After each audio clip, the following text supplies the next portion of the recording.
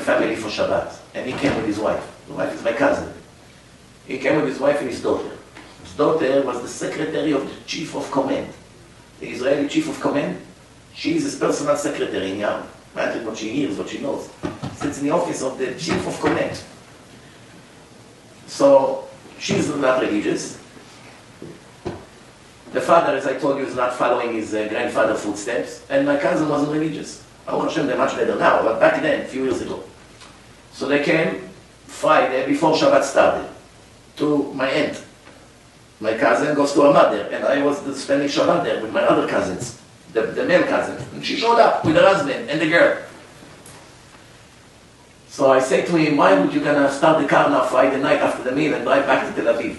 Stay with us until tomorrow night. You have rooms in his house. Stay, why are you gonna be Chalel Shabbat? I donate to yeshivot, I do this, I do that. I say to him, you out of everyone in the world, your grandfather was the light of the world, and you, Chalel Shabbat, you name after your holy grandfather. You're not embarrassed of yourself. You have to see the argument. 2 hours we argue on the table, Shabbat table. I said, my obligation to prevent him from driving back. So I say to him, for me it's clear that Hashem brought you here when I'm here. To talk to you and wake you up. Who knows?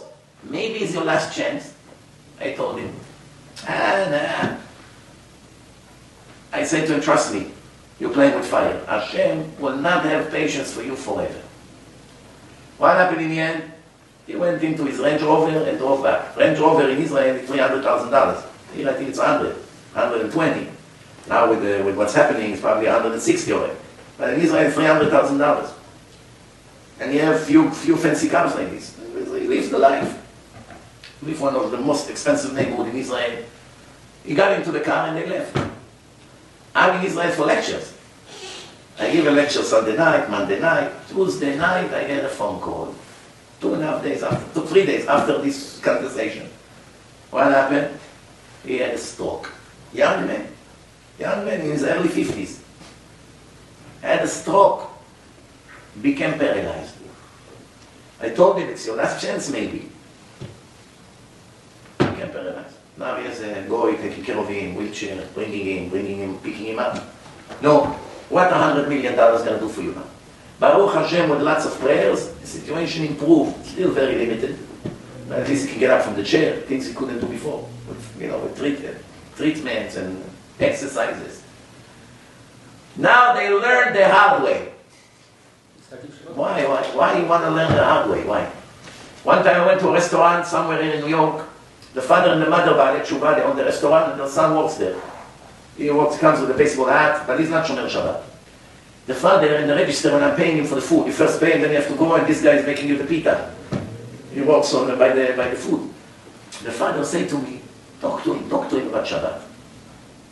Chalel Shabbat. How much more are we going to wait? As he prepared my pita, put this, put that, I say to him, what's going to be with you? You have such righteous parents, and you know the truth. You know the truth.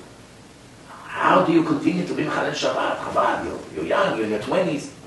He's married with a kid that was just born recently. I said, no, now it's the time to do tshuva. And you have doubts about Shabbat? No.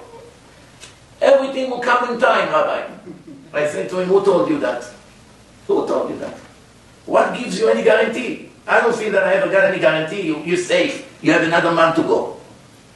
Who gives you any guarantee? This was Tuesday night when I give shiurim over there. 4 days later, Shabbat, 5 p.m. He was driving his motorcycle on Shabbat, and an ambulance went in red light, full speed, on Shabbat. Boom, hit him and killed him on the spot.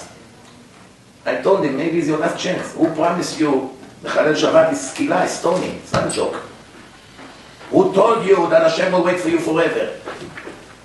Now it's too late. Poor kid. I have no doubt that when he told me time will come and I will be Shomer Shabbat, that he really meant it. Many people will tell me one day, Rabbi, when I get married, I'll be Shomer Shabbat. Why? When you're single, you cannot be Shomer Shabbat. No, it's hard to be alone. So go to families, they host you.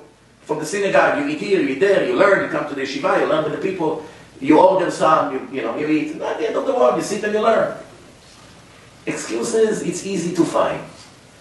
But the question is, will Hashem be convinced from these excuses? 99% of the time he won't.